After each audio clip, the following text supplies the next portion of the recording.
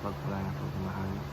Welcome to our 365-day devotion of Apostle Samuel Gomez ang batch 2. At ang topic mo na talakayan natin ngayon ay ano ang tunay na kahulugan ng Isaiah. May importanting Bible verse ito sa Isaiah chapter 2 verses 1 to 4. At gusto pa natin ang ating puso at puso sa magandang salita ng Diyos. Ngayon po, sasabi dito na this is what Isaiah son of Amos saw concerning Judah and Jerusalem. In the last days, the mountain of the Lord's temple will be established as the highest of the mountains. It will be exalted above the hills, and all nations will stream to it. Many peoples will come and say, come, let us go up to the mountain of the Lord.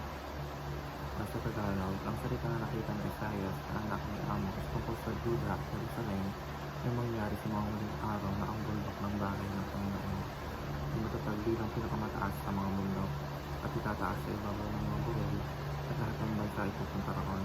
Maraming taong darating at sasabi, balik kayo at tayo imamasa. Teaching number 1, in the last days, Mount Zion will be revealed and exalted. Pinapakita sa verse na ang panahon kung kailan ang kaharian ng Diyos ay maging malinaw at hayag sa buong mundo.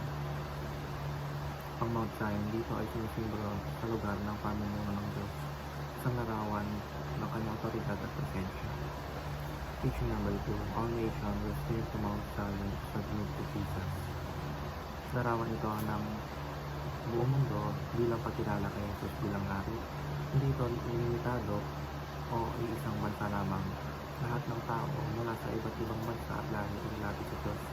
Pinapakita nito kung gaano kalawak ang plano ng Diyos. Nais niya ang buong mundo ay makilala siya at sa huli siya ang magiging sentro ng pagsamba ng lahat.